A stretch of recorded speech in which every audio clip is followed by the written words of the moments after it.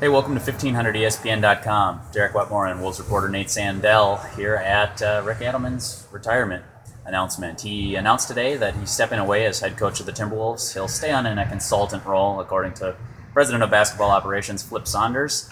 Nate, what did you get from today, and what does it mean for the Wolves? You know what? The one thing that strikes you whenever Rick Adelman talks is that he's a pretty quiet guy all around. He doesn't really he keeps his cards pretty close to his chest. But today was about as introspective as Rick Adelman can get, and you can just tell that the last couple of years it's time. And he said that several times tonight that it was time for him to walk away.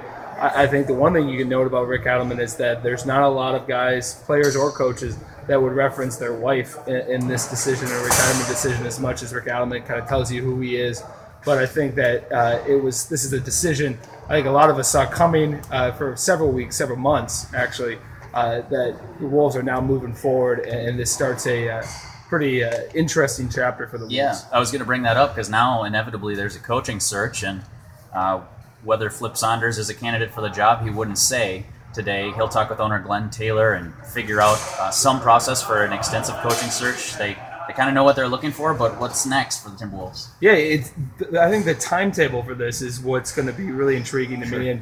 And Flip Saunders was very careful not to put any restraints on it, saying that it would be done by the NBA draft in June. And he was asked that directly. He said not necessarily would it be done by then. So it just gives you an idea that he's really trying to open this thing up and keep his options open. I think that they will start going putting a list together of who they want.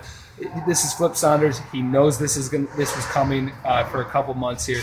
He has a short list in mind, but just to see how that kind of goes. He mentioned there could be some coaching candidates who are in the playoffs right now that they have to work around too. But I think that there is definitely going to be several guys he's going to call first. Now, you wrote a piece for 1500ESPN.com recently about some guys who could succeed Adelman if he did decide to retire. Now that he's decided that, who are some of those names being mentioned? And that's not to say it's an exhaustive list, but who are some of the guys that have been talked about? Yeah, it was definitely a list that was very much at this point speculative. Sure. But these are names I think that are going to come up when you're talking about Flip Saunders and his ties.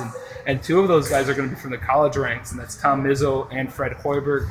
They are both friends of Flip Saunders, and I think that's a big thing when you're talking about a college coach making the leap to the NBA, that if you have somebody in place that you're familiar with, it could make that transition a little easier. Hoiberg is going to be the name that people are going to reference a lot, just because of the job he's done at Iowa State, his ties to Flip Saunders. But I think that one is quite the stretch at this point in Fred Hoiberg's career.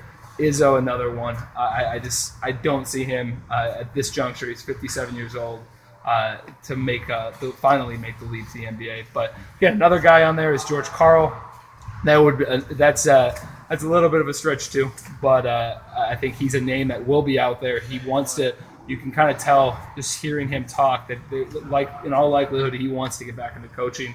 That would be a very similar situation to Rick Adelman. Right. You got a guy that is 62. Would come in, and I always kind of look at that as being a scenario where if you were George Karl, you bring him in here for 3-4 years, and if Fred Hoiberg is ultimately the guy you want to do, you tell Fred Hoiberg, hey, that job might be there for you 3-4 years down the road. Now that's again all speculative, but it's going to be in an interesting few weeks here for the Wolves. Good stuff. Thanks for coming to 1500ESPN.com. Nate will have plenty of content, and I'll probably write a thing or two off of this press conference too. So keep checking back to the website for all your updated Wolves news. For Nate Sandell, I'm Derek Wetmore. Thanks for watching.